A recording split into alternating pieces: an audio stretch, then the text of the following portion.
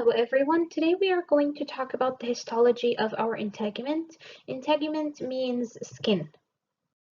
If we look at this histology image right here of our skin, we can call it our integument or we can call it cutaneous. So cutaneous and integument mean skin. Our skin is made up of two layers. That upper layer is known as the epidermis, epi meaning above, so above the dermis, and then the second layer is called the dermis.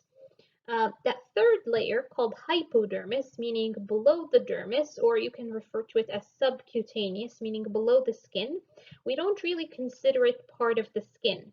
The hypodermis, tissue-wise, it's made up mostly of adipose, which is fat tissue, and it also contains areolar connective tissue. If we look at our epidermis right here, our epidermis is made up of stratified squamous epithelial tissue. Stratified meaning that it's made up of multiple layers. Squamous meaning that the cells at the apical surface of that epithelial tissue look flat. Now, as I said, stratified means that it's made up of multiple layers. So how many layers do we have within our epidermis? 5 or 4. When do we have 5 layers? When we are talking about thick skin. Where do we have thick skin? The palms of your hands and the sole of your feet. Everywhere else is considered thin skin. On top of the epidermis right here, we have keratin protein. And keratin protein, it's a pretty strong protein that allows our skin to become more durable and more tough. We actually have keratin protein not just on that top layer of our skin, but we also have keratin protein in our nails and in our hair.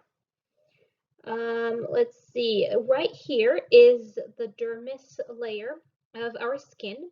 The dermis layer of our skin is connective tissue, and we always have to have connective tissue underneath epithelial tissue. So since our epidermis is made up of epithelial tissue, it's a must that we have underneath it connective tissue. So the connective tissue that makes up the dermis is the dense, irregular connective tissue.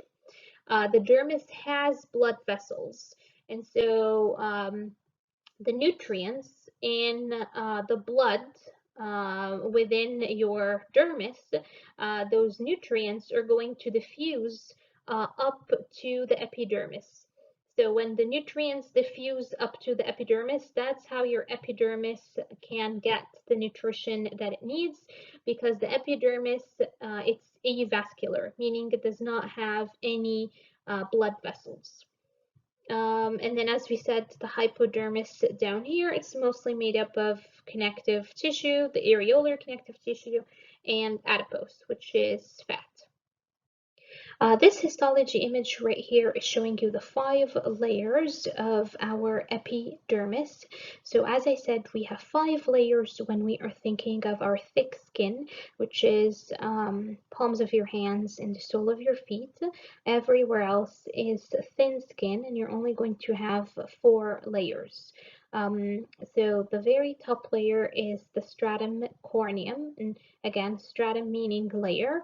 That's the very top layer, the corneum. Then comes lucidum. Then comes granulosum. Then comes spinosum. And then the one that's closest to the base is known as the stratum basale. Now, those are 5 layers that you would find if you're thinking of thick skin. Thin skin only has 4. So which layer is missing in your thin skin? The lucidum.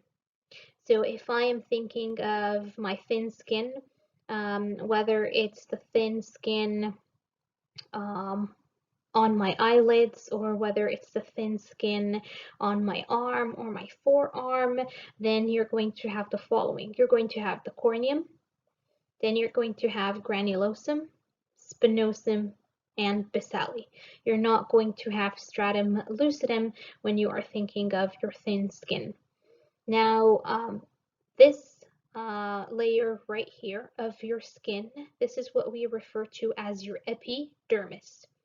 Epi meaning above, so epidermis meaning it's above the dermis, and here is going to be the dermis.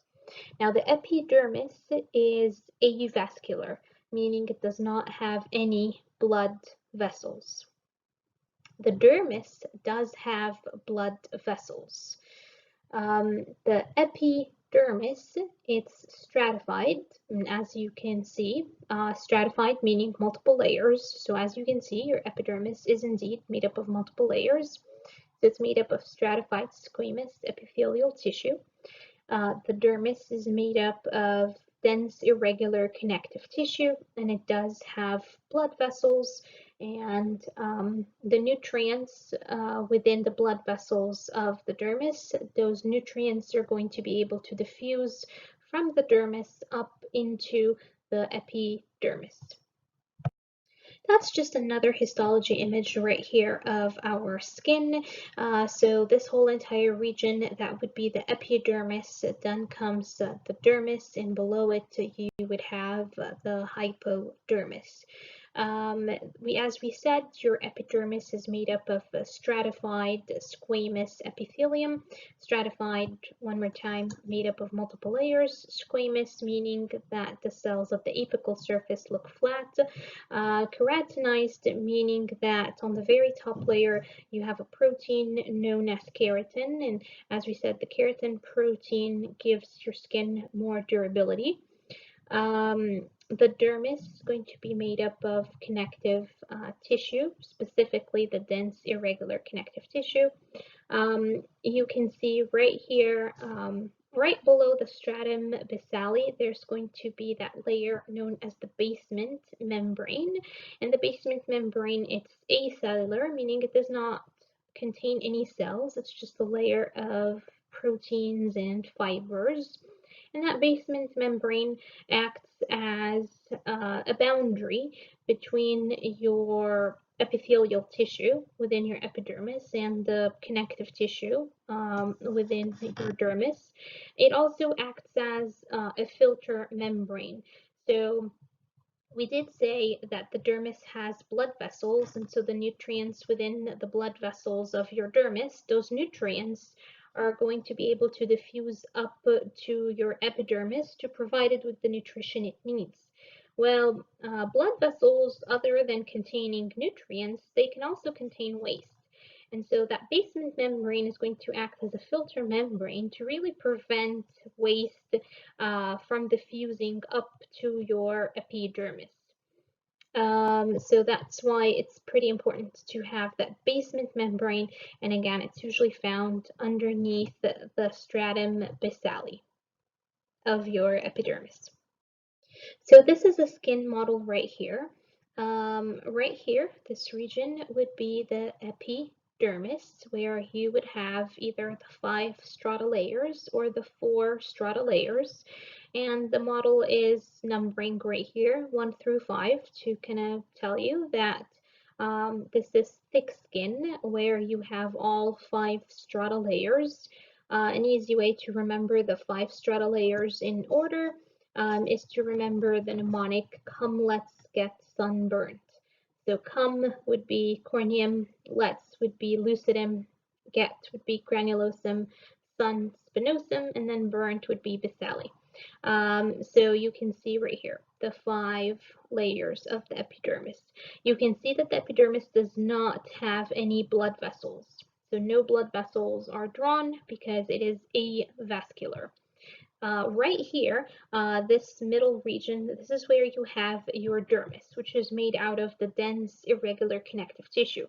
Now, you can definitely see blood vessels because your dermis, it is vascularized, so it does have blood vessels. And as I said, the nutrients within the blood vessels of the dermis, the nutrients are going to be able to diffuse all the way up to the epidermis so that the epidermis can get the nutrition that it needs. Let's see, in your dermis, other than having blood vessels, you can also see those glands right here. number 11, and number 10. So they're actually the same thing. It's just here you're looking at this gland and it's not open, and then here they're kind of showing it to you as if, like, they've sliced it and now you can see the inside of it. But basically this gland right here, and it's attached to, you can see the hair right here, so you can see the hair follicle and the hair root, and here is the hair shaft coming out of your epidermis. So this gland right here is known as your sebaceous gland. Sebaceous gland is basically your oil gland. It produces sebum, which is oil. Oil is good to produce because it will actually keep your skin lubricated, and it will actually also keep your hair lubricated as well. So you have right here the sebaceous gland. You also see those glands right here. Those are your sweat glands, or we refer to them as your pseudo-referous glands. So pseudo-referous glands, those are the sweat glands. And you can see that they're going to go all the way up, and then of course your stratum corneum has pores, and so through the pores you will have sweat coming out, and you're also going to have oil secretions coming out through the pores of your stratum corneum. Down here you see the hypodermis layer, or basically the subcutaneous, and it's yellowish in color to kind of tell you that it's mostly made out of fat. So it's mostly made out of adipose tissue. It does also have blood vessels. You can see the blood vessels right here. So those are the important glands that I want you to know, and make sure that you know the tissues. So the epidermis is made up of stratified squamous epithelial tissue. The dermis is made up of the dense irregular connective tissue, and then the hypodermis is made up of adipose and areolar connective tissue. And those would be the sebaceous glands, or the oil glands, and those would be the pseudo-referous glands. So right here you have the epidermis, you've got the dermis, and you've got the hypodermis right here. What this histology image is trying to show you is that the dermis is actually made up of two layers.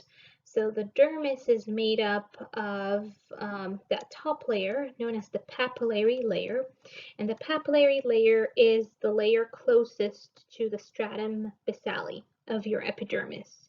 And then we have this layer right here known as the reticular layer. So those two are actually the layers of the dermis, the papillary layer and the reticular layer.